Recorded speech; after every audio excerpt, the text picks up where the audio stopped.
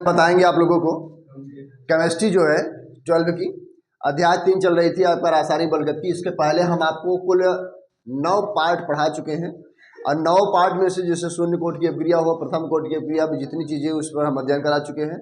आज हम चर्चा करने जा रहे हैं आपको एनसीईआरटी जो चल रही है।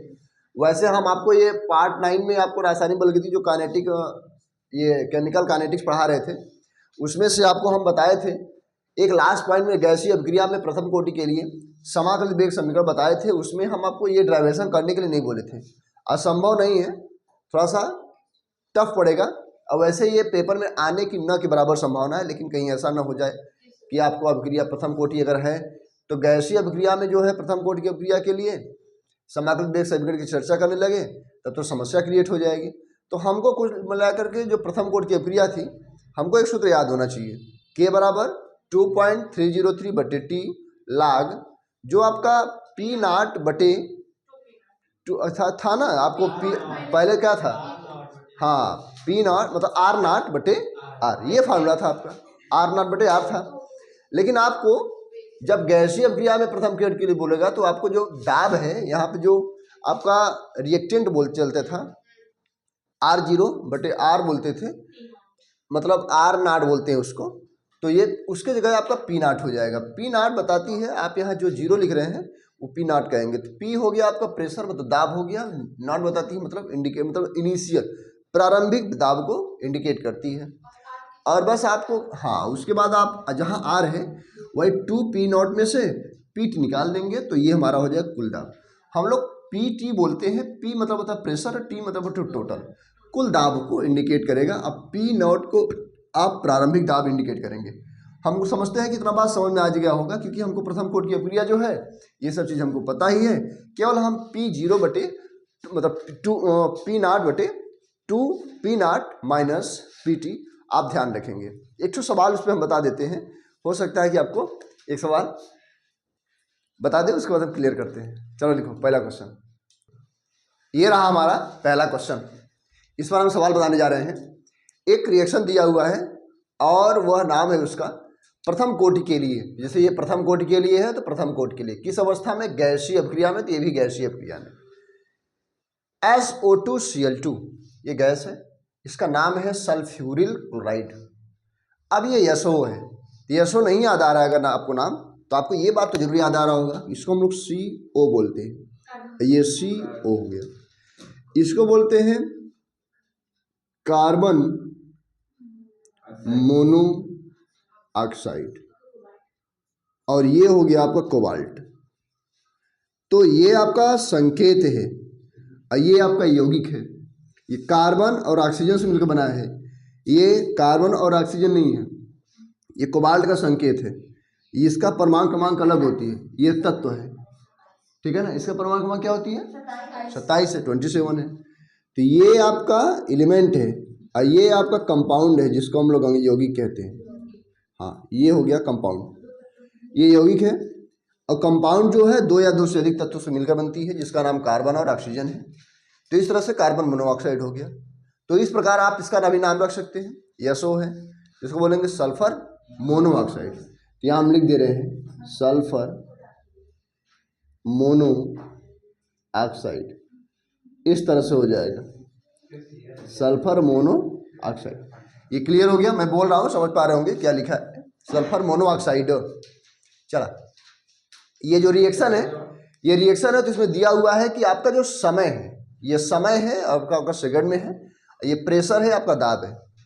जब शून्य समय लगता है, शून्य समय मतलब शून्य, जब समय कुछ नहीं लगता, रिएक्शन के तुरंत पहले, इसको बोलते हैं P0। तो रिएक्शन पहले क्या हुआ आपका 0.5 है आपका, ये प्रारंभिक दाब है, not P not, P not मतलब हो गया प्रारंभिक, नॉट दाब हो गया ना, तो प्रारंभिक दाब हो गया, पी मतलब प्रेशर हो गया।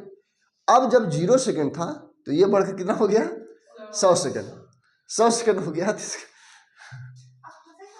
चलो देखो 100 सेकंड हो गया ना, तो क्या हो गया 0.6 PT है ना, इसको हम लोग बोलते हैं कुल दाब मतलब टोटल प्रेशर हो गया। इसको हम इरेज कर देते हैं।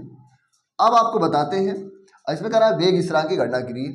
तो वेग स्थिरांक की गणना करने के लिए हम क्या करेंगे, इसी सूत्र का इस्तेमाल करेंगे। इस तरह से यहाँ लिखेंगे हम k बराबर 2.303/t। जो समय होगा ये इस्तेमाल करेंगे, 0 से कहाँ पहुँच गया भैया 100 पर, और उसके बाद यहाँ लिखेंगे हम log, यहाँ बेस 10 होता है क्या, बेस 10 होती है, तो यहाँ बेस 10 हो गया। अब हमारा रहा P नॉट मतलब प्रारंभिक दाब, प्रारंभिक दाब कितना हो गया 0.5, हाँ तो हो गया 0.5 हो गया। अब पूरा बटा हो जाएगा 2, फिर हो गया 0.5 माइनस, हाँ PT है आपका कुल दाब 0.6, ये हो गया 0.6 हो गया। अब हम इसको सॉल्व करते हैं। देखिए सॉल्व करने के लिए यहाँ है ना, अब देखिए k बराबर 2.303/100 log, ये हो गया 0.5/2×10 1.0 माइनस 0.6। अब हम लिखेंगे इसको 2.303/100, ये रहा आपका बेस 10 log 0.6 है तरीके 0.5/1 में से इतना गवा, कितना बचा भैया 0.4 हो गया ना। इस तरह से घटाइए, इतना हो गया और ये इतना हो गया, घटा दिए 10 में से जाकर 4 या 0 हो गया, यही वाला चीज़ यहाँ उतार लिए हैं।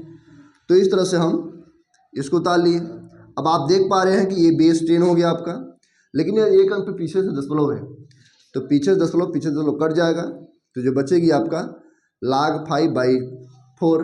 तो log m/n का सूत्र लगाएंगे, यू क्या करोगे log m/n, log 5 minus log 4 हो जाएगा। उसके बाद आप सॉल्व करेंगे इसको। चलिए इतना लिखिए फिर सॉल्व करिए, और आपको बता दे रहे वैल्यू log 5 का और log 4 का, ये सभी वैल्यू बता दे रहे हैं, और उसके बाद आप सॉल्व करेंगे इसको। अब हम इसको बढ़ाते हैं थोड़ा सा, तो ये क्लियर हो गया। अब हम इसको थोड़ा सा मिटा देते हैं, और उसके बाद इस सवाल को हम हल करते हैं। हमने आपसे कहा कि log m माइनस बटे log n, मतलब log m है बटे n का सूत्र क्या हो जाएगा log m माइनस n हो जाएगी। तो ये हमारा पीछे से दशमलव में है, तो ये कैंसिल हो जाएगा आपका। यहाँ लिखेंगे हम k बराबर 2.303 समय आपका 100 है, 0 से 100 हो गया। उसके बाद log यहाँ हो गया log 5/4, फिर हो जाएगा आपका 2.303/100 हो गया। log m/n का सूत्र हो जाएगी log m minus log n, यहाँ बेस हो जाएगा, यहाँ बेस हो जाएगा, तो बेस 10 हो गया ना।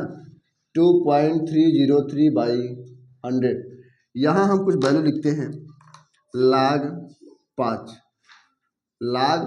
बेस 10 का जो वैल्यू है 0.69 हो गया, और log 4 का वैल्यू है 0.60, ये वैल्यू हो गया। तो हम क्या करते हैं log 5 का जो वैल्यू है इसको लिखते हैं भैया 0.69, इसका वैल्यू हो जाएगा 0.60, और उसके बाद k बराबर 2.303/100 मल्टी 69 में से ना कितना बचा वो 0.09। अब हम क्या करते हैं इसका गुणा कर देते हैं। देखिए ये हो जाएगा हमारा 9 त्रिक 27 हो जाएगा, पीछे से 2 9 0 0 यहाँ 2 हो जाएगा, 9 त्रिक 27 2 बचा, 9 दूनी 18 और 2 20 हो गया, 18 2 20 हो गया ना, हाँ 9 दूनी 18 2 20, और पीछे से 3 और 2 5 अंक पे दशमलव लगाओगे आप, तो 5 अंक पे दशमलव लगाओगे तो ये 2 है ये 3 है, 3 2 5, ये हमारा यहाँ हो गया बटे 100 हो गया। जब 100 हो गया तो इसको थोड़ा सा मिटा करके और इधर हम कर देते हैं सवाल को। चलिए जवान मूसर पूरा डस्टर है ना, पूरा लपेट लिए। चलिए अब हम क्या करेंगे, यहाँ पर k बराबर दशमलव सरकाइए भैया, या तो सरका लेते हैं हम। देखिए ये हो गया, तो हमारा 2 तरीके से लिखेंगे इसको। दशमलव ये है तो 20727। अब इसको हम 2 अंक पे और 10 लगा लेंगे, यहाँ 0 0 बढ़ा करके यहाँ कर लेते हैं, या तो आप यहाँ पे क्या लिख सकते हो, सेकंड इनवर्स लिख सकते हो, या फिर के बराबर 2.07। देखिए 1 2 3 दशमलव जब इधर जाती है तो पावर में माइनस, जब इधर जाती है तो पावर में प्लस, मतलब दाहिने हाथ जाएगी तो माइनस, बाएं हाथ जाएगा तो पावर में प्लस। तो 2.07 1 2 3, तो ये हो जाएगा इंटू 10 के पावर -3 सेकेंड इनवर्स। यही हमारा वेग स्थिरांक हो जाएगी। इस तरह से आप जो है हल करेंगे, और जो डाउट होगा वो कमेंट बॉक्स में कमेंट जरूर करेंगे। आज हम चर्चा करते आगे नेक्स्ट पॉइंट की। देखो बेटा, हम स्टार्ट करते हैं कोटि व आणविकता। अब हम कोटि और आणविकता के बारे में चर्चा करेंगे। कोटि क्या है, आणविकता। हम इसके पहले जब आप वीडियो देखे होंगे पूरा 10 वीडियो, ये हमारा 11वां था, 10वां नहीं हो सकता है, हम जहाँ तक संभव है। चलिए चर्चा करते हैं। पार्ट आप देख लीजिएगा कौन सा पार्ट हम डालते हैं। कोटि व आणविकता। तो कोटि और आणविकता पर हम चर्चा करेंगे, जिससे पहले आपको जानकारी होनी चाहिए कोटि क्या है, और फिर हम बता देंगे आणविकता क्या है। देखिए, कोटि को निकालने के लिए एक अभिक्रिया मानते हैं हम। यहाँ लिखते हैं एक रिएक्शन हो गया, और वही हम रिएक्शन लिखते हैं। अभिक्रिया जो है हम स्टार्ट कर रहे थे आपको, तो अभिक्रिया हम ले लिए क्या चीज़, A+B। कुछ मान लेते हैं कि जो अभिक्रिया लेते हैं वो हमारा अभिकारक जो है, जिसको हम लोग रिएक्टेंट बोलते हैं, और रिएक्टेंट को हम लोग R से डिनोट करते हैं। ये अभिक्रिया होने के बाद हमारा कुछ न कुछ बनेगा उत्पाद, जो बनेगा सो बनेगा। अब AB है तो C बना, D बना, कुछ भी बन सकता है, इस पर हम और ज़्यादा टिप्पणी नहीं करेंगे। A+B हो गया तो ये हमारा अभिकारक हो गया, ये हमारा उत्पाद हो गया। अगर हमको कोटि निकालना है तो हम क्या करते हैं, आपको ये चीज़ पता होना चाहिए कि वेग बराबर होती है K, और उसके बाद जो अभिकारक होती है, नियम आपको कई ठो बता चुके हैं हम, घातों का योग ही कोटि कहलाता है ना। और उसके बाद हमारा क्या हो जाएगा, इधर ये हमारा B, तो B लिख करके और उसको क्या लिखेंगे, यहाँ पर 1 लिखेंगे। तो अब हमको निकालना है यहाँ कोटि। और कोटि को निकालने के लिए आप क्या करते हैं देखो, ये हो जाएगा आपका कोटि, और कोटि बराबर घातों का योग ही हमारा कोटि कहलाता है। तो 1 + 1 = 2 हो गया, और इसी को हम लोग क्या बोलेंगे, कोटि बोलेंगे। ये तो अब चलिए ठीक है, कोटि निकाल लिए। अब हम निकालने चलते हैं, आपको बताते हैं कि आणविकता कैसे निकालते हैं। आणविकता को निकालने के लिए देखिए, हम लोग बोलते हैं आणविकता। आणविकता निकालेंगे तो इसको हम बोलते हैं मोलिक्यूलर। तो ये हम से डिनोट करेंगे, इसको ये हम से डिनोट करेंगे। लेकिन हम लिखते हैं यहाँ पर अभिकारकों की कुल संख्या। समझो, पहले बहुत अच्छी चीज़ बता रहे हैं हम, बताएंगे आपको अभिकारकों, नया चीज़ सीखने को मिल रही है। तो अभिकारकों की कुल, हाँ, अभिकारकों की कुल संख्या। अब अभिकारकों की कुल संख्या है, आपको दिख रहा होगा कोई अगर रिएक्शन हम देते हैं तो ये हो गया आपका अभिकारकों की संख्या। ये चीज़ अगर आपका इधर हो गया तो आपको पता होना चाहिए कि अभिकारक कुल कितने हैं। तो ये कितने अभिकारक हैं, कुल 2 अभिकारक मिल करके कुछ कोई उत्पाद बना रहे हैं। ऐसा एक रिएक्शन मैं अपने से एग्जाम्पल के रूप में ले लिया हूँ। हम आपको पहले AB, कभी कभी A+B, कभी A, ऐसा चीज़ हम लिया करते हैं। तो ले करके हम क्या करें, इसको बता रहे हैं कि 2 ठो आपका कोटि हो गया। और आणविकता, आणविकता पे चर्चा करें, क्या हो गया, अभिकारकों की कुल संख्या।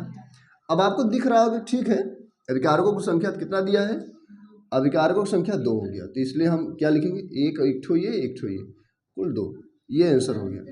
लेकिन बात को समझिएगा, ये जितना चीज़ है भागों में कितने बटा हुए ही नहीं, कितने तत्व मिल करके या कितने यौगिक मिल करके कोई उत्पाद बना रहे हैं। अभिकारक की संख्या ही, अभिकारकों की कुल संख्या जितने रहेंगे वही हमारा क्या कहलाएगी, आणविकता। लेकिन एक बात को बस विशेष ध्यान दीजिएगा, आपका आणविकता जो है कोटि नहीं हो सकती, कोटि आपकी आणविकता हो सकती है। चलिए कैसे, इस बात को हम लिखते हैं।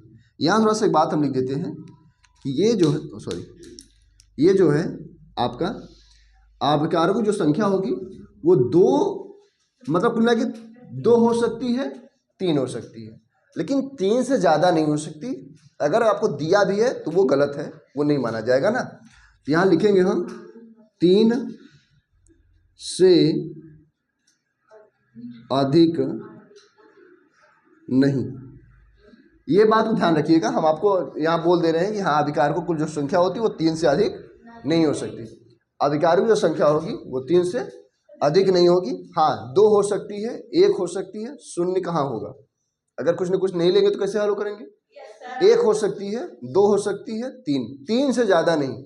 यहाँ लिखा है 3 से अधिक नहीं, मतलब 3 हो सकता है, तो 3 से अधिक नहीं, इस तरह से आप करेंगे। आणविकता यही बस बात थी कि आपको बताना था। कोटि जो होती है, कोटि आपकी आणविकता हो सकती है, लेकिन आणविकता पूरा आपकी कोटि नहीं हो सकती। कैसे होगा? जब 3 से ज़्यादा नहीं हो सकता तो समस्या हो जाएगी, ठीक है ना। तो ये आप लिख लीजिए आणविकता कैसे निकालते हैं। आणविकता को बोलते हैं कि अभिकारकों की कुल संख्या ही आणविकता कहलाती है। अभिकारकों की संख्या क्या कहलाती है? आणविकता कहलाती है ना। इस तरह से क्लियर हो जाएगा। कोई डाउट है क्या इसमें? ये क्लियर कर लीजिए, फिर उसके बाद हम चर्चा करते हैं। अब हम आपको बताते हैं कि कोटि और आणविकता में क्या अंतर है। तो कोटि और आणविकता में क्या अंतर है उसी पे हम चर्चा करेंगे। तो कोटि और आणविकता यहाँ लिख देते हैं, में अंतर, यहाँ लिख दो भैया में अंतर, ताकि ठीक रहे आपका। में अंतर, चलिए एक तरफ लिखते हैं कोटि और एक तरफ लिखते हैं आणविकता। चलिए अब क्रिया की कोटि हमारे साथ साथ लिखिएगा। ये जो रहेगा अब क्रिया की, अब क्रिया जैसे कोई रिएक्शन कर दें हम और लिख दें, अब क्रिया की जो कोटि होती है, कोटि अभिक्रिया के सांद्रता, अभिक्रिया की कोटि अभिक्रिया की सांद्रता पर निर्भर करता है। ये हो जाएगा। और ये जो है, ये जो आणविकता है, आणविकता लिखते हैं यहाँ पर हम, आणविकता, आणविकता भाग लेने, अभी अभी समझाया हमने, आणविकता जो है भाग लेने वाले हाँ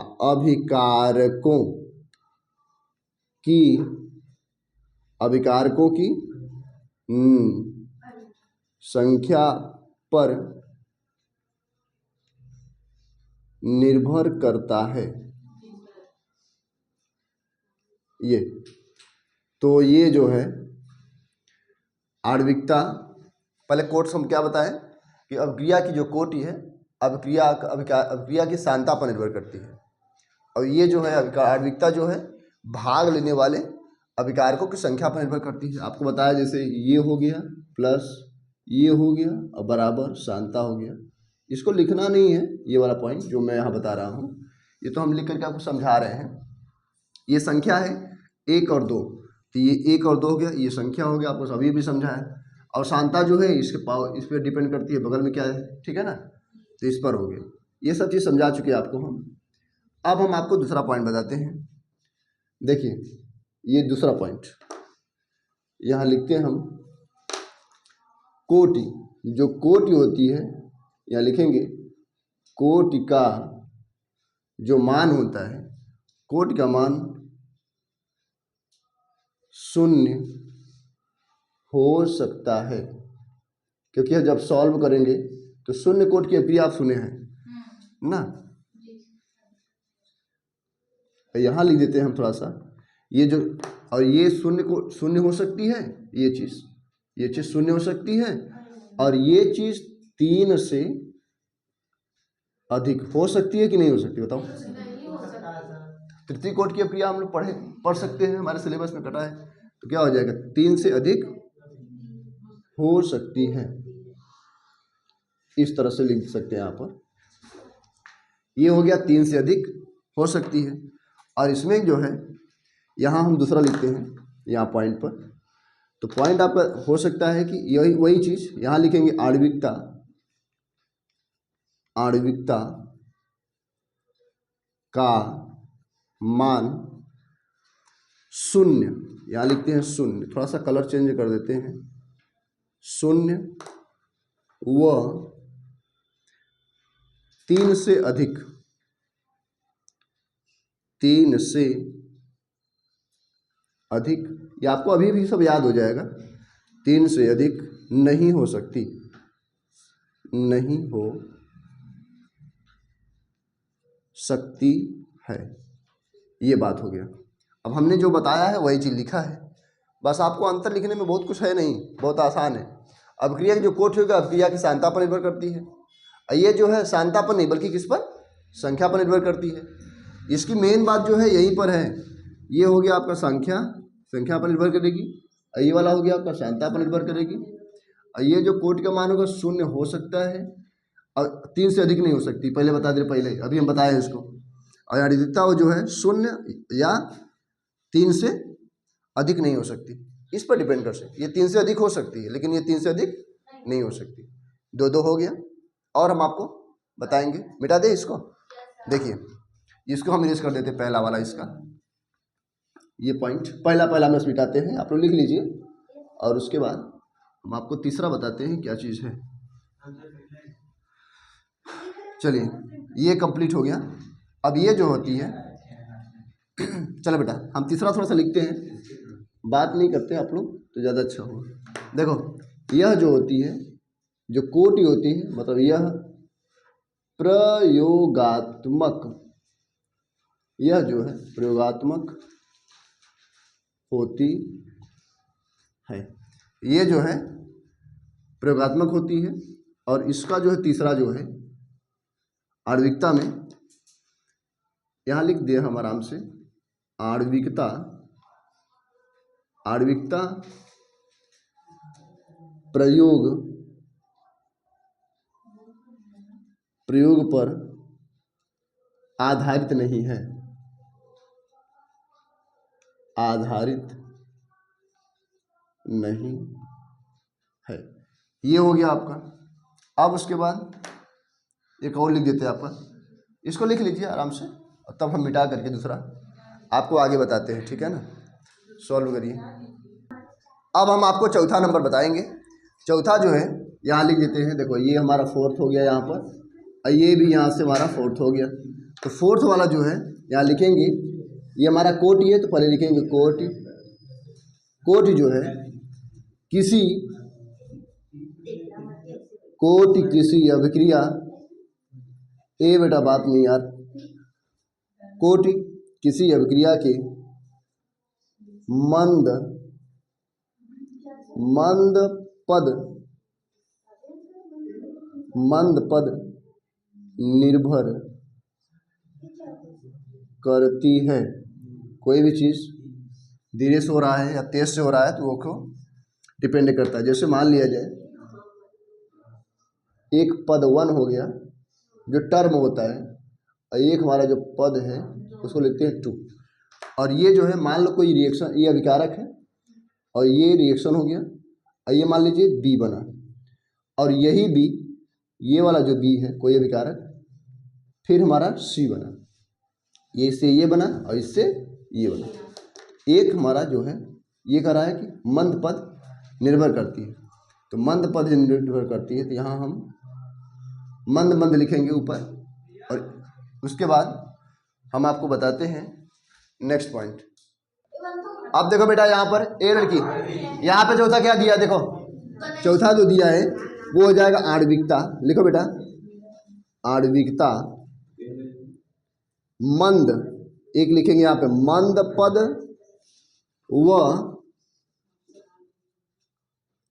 तीव्र पद, मंद पद और तीव्र पद, तीव्र सही है, तीव्र पद, तीव्र, चलिए करेक्ट, तीव्र पद दोनों के लिए हो सकता है। ये आपका केवल मंद पद के लिए होगा, और ये आपका मंद और तीव्र दोनों के लिए होगा। बस 2-3 ठो मात्रक है, हम आपको यहाँ इशारा कर देते हैं, और उसके बाद फिर हम चर्चा आगे करेंगे। देखिए हम जो है कोटि वाला हो गया, आप लिख लीजिए, उसके बाद 2-3 ठो हम आपका यूनिट लिख देते हैं। हम आशा करते हैं और तीसरा उतार चुके होंगे आप लोग ना। चलिए लिख लीजिए। और फिर हम आपको बताते हैं वेग स्थिरांक के मात्रक कुछ लिख देते हैं। यहाँ पर हम यहाँ लिखते हैं वेग, सॉरी ये यही नहीं चल रहा है हमारा, चलिए यहाँ लिखते हैं वेग स्थिरांक के मात्रक। ये हो गया आपका वेग स्थिरांक के मात्रक। वैसे हम लिखवा चुके हैं क्या वेग स्थिरांक, शून्य कोटि की अपक्रिया, प्रथम कोटि की अपक्रिया, ये सब बता चुके हैं क्या? अगर बता चुके हैं तो चलो कोई बच्चा बताओ हमको शून्य कोटि की अपक्रिया का मात्रक बताओ।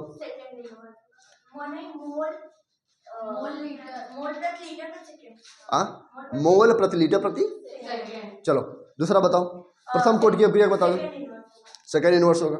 तुम बताओ द्वितीय कोटि की अपक्रिया बताओ मात्रक, कोई बताओ इसमें से। Mole inverse, good, mole inverse, litre, second inverse. चलो ईसा तुम बताओ शून्य कोटि की अपक्रिया का मात्रक बताओ।